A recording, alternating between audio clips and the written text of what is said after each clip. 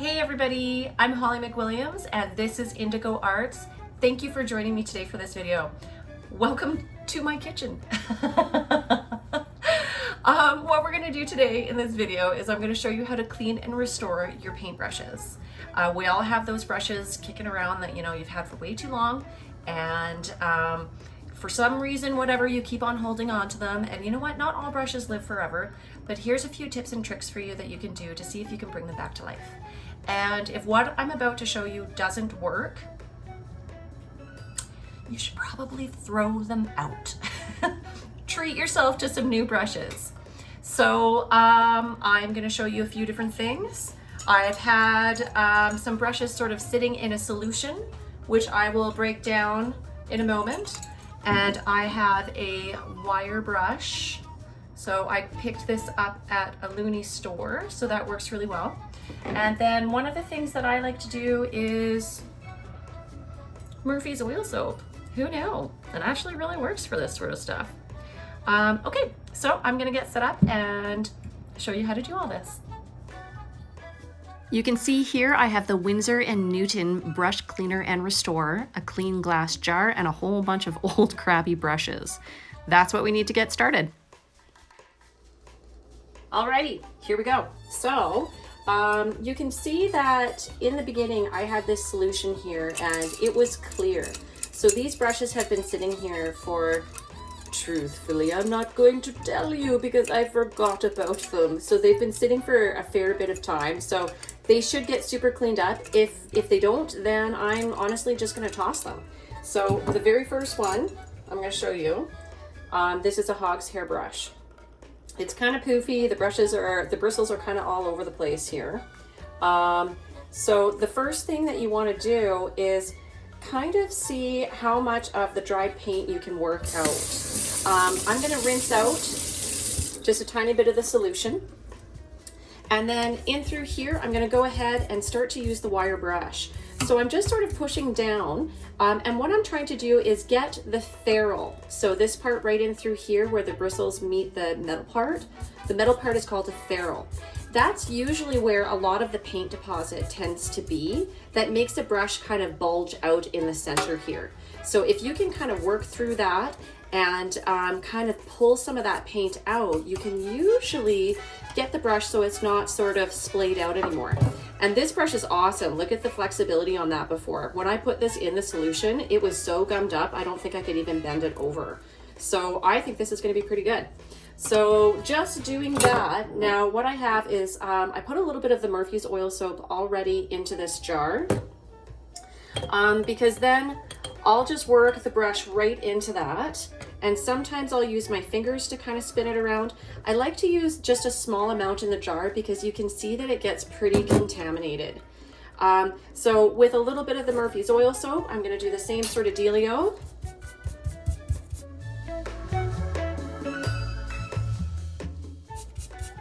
And you can see that some of the color of the original bristles are starting to come out again. A lot of the paint that we use as artists is quite staining. So no matter what, your brush will never kind of look like the pristine ivory color that it was when you first bought it. Don't even try to do that.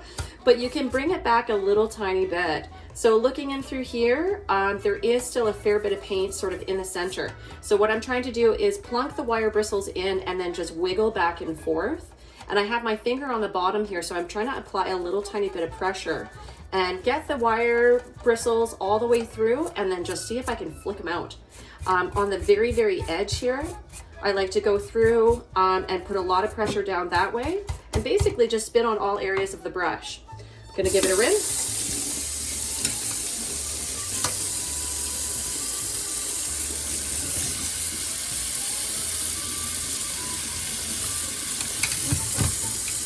Let's see what we have here. So one of the things that is really important is that you have to form your brushes, because if you just dry them off and they end up kind of like this, it will dry in that position. And honestly, you guys, you can't paint with this. Brushes are particular shapes because they make a specific type of mark making depending on the shape. So this here is a flat brush. So what I'm gonna do is I'm gonna pinch it between my two fingers and just sort of squeegee the excess water out reform it. Grab a bit of paper towel,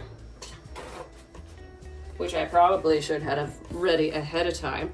Squeeze out any of the excess water, and that's not too bad, you know? The tops of this still feel nice and even. It's really, really flexible, and I have just brought this brush back to life. So I'm going to form it, set it aside, and now I'm gonna try a different one. Okay, here we go. Now this is a different type of hair. This is a synthetic brush. I feel like the Cleaner and Restorer has already helped a fair bit, because I think when I put this brush in the solution, it was kind of blue. Like you can see on the inside here, yeah, okay, there's still a little bit of paint in there, but I feel like I could probably bring this back a little bit. Same dealio, I'll just wash a tiny bit of the solution off and do the same thing, working with the wire brush.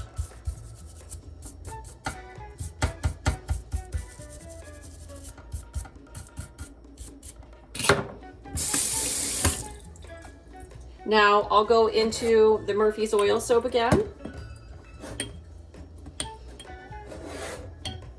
And I gotta say, I've got a mixture of brushes in here. Some of this is oil paint that was gumming up these brushes.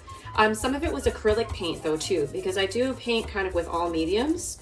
So it doesn't, the Murphy's Oil Soap just kind of works. It doesn't matter if you're using oil paint or acrylic. I find it just gets everything out. If you don't have Murphy's Oil Soap, a dish soap works really well, or also a laundry detergent. Anything that's got a pretty heavy duty degreaser in it. So when I'm pressing, I'm putting my finger at the back, I'm pressing the wire brush into it, and I'm doing a small movement back and forth. I don't want to go too far because I'm going to sort of rip and start to tear some of the bristles. I just want to feel like I'm working through to try to get into the middle a tiny bit. I'm going to really work the edges of the ferrule. I'll just check the inside. Oh yeah, that's still a totally different color. Sometimes I'll hold some of the bristles out as I'm trying to work in. Honestly, trying to get really deep into there is super hard. So after a little bit, you just have to sort of just be fine with it. So I'm gonna give it a rinse.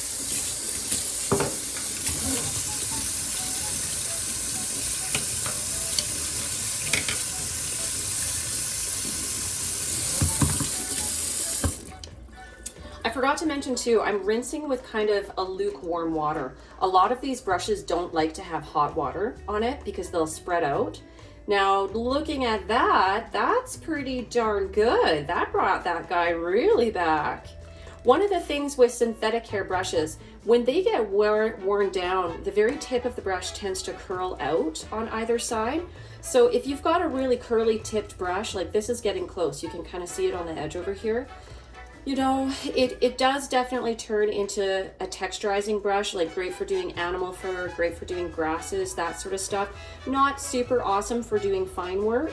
This would be borderline, so you can see the small amount right there. I can still work with this with regular painting. If you have more curling though, that's gonna be a bit of an issue. Now, if I let this brush dry like this, it's gonna stay with that stupid split and that flyaway right there. So paper towel. I'm pressing and squeezing, try to get all the excess water out of the center. And you know what? It's still splitting. So this is where I would get a business card or a playing card, and I'd fold it over the top with a paper clip so that it dries and it tries to keep its form a little bit. So you can see that it is still splaying out a tiny bit. We'll see if I can bring that back with a business card over top. Okay, so I'm gonna continue on. As you can see, I have a few to do. And yeah, I will check back in a moment. Okay, so this is what I was meaning by if you need to retrain a brush. So when a brush still splays out like this, you can probably get it back. As long as it's flexible, that's the biggest thing. You have to have flexibility within the bristles. But yeah, look how poofy that is. So this is an old business card. Indigo Arts, way back when. I love this card, actually. So what I'm gonna do is, or the design of the card, I'm gonna put this in here and I wanna make sure it's maybe about halfway through.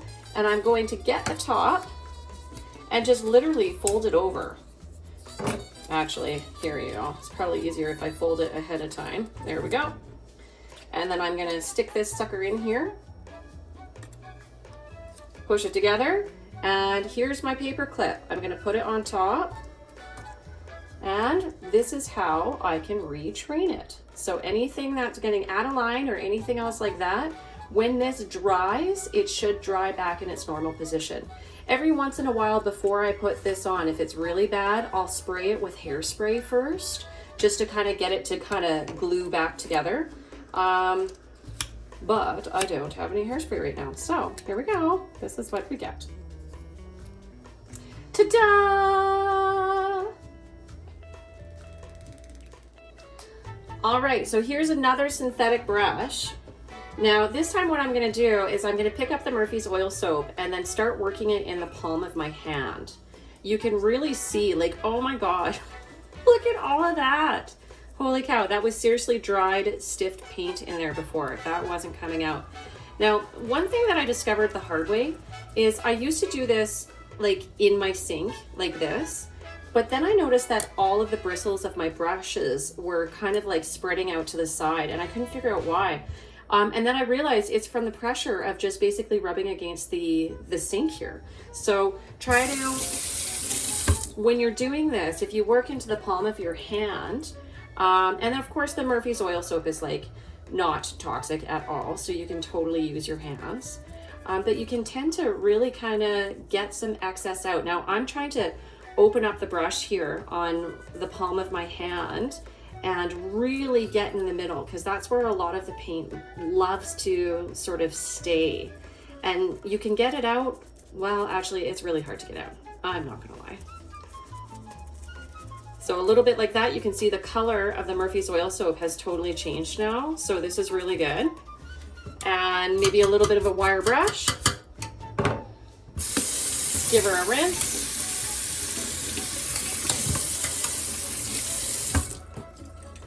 Now this is one of those things that I was talking about. So a lot of synthetic brushes, this really curves out on the side and it's pretty split still. So this brush has a little bit of a lifespan back, but it is still splitting. So it doesn't have, actually no, it's not too bad. Yeah, it's not too bad. It's flexible enough. Okay, it's still good. I can work with it. Okay. So this is another Hogs hairbrush. This one was actually, it still feels pretty stiff as well. So I've got a little bit of flexibility off of this, but let's see what I can do with just using some of the techniques I showed you.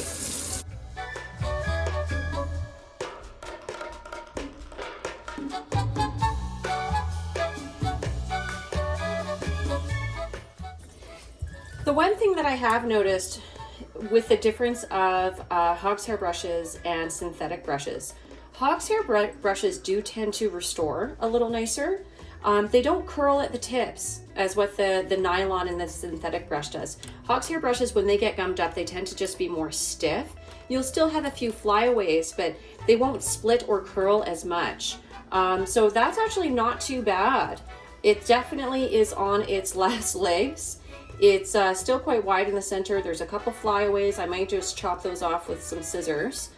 Don't do that a lot because it does affect the integrity of the ferrule down here. But you know, if you chop off a couple just to get them out of the way, do it. Okay, there you go. Well, that's about it. Thank you for joining me today, you guys, and I hope you got a little bit of information out of this, some tips and tricks. Get it so that you can save some of those old brushes that you have. Maybe you need to throw them out. And if you do, go treat yourself because you deserve it, because you've worn them down and you've worked really hard. Anyway, another video, Holly McWilliams, Indigo Arts. If you like this, please check out my channel. There's a whole bunch of other stuff there for you. Hope you guys have a fantastic day and happy creating.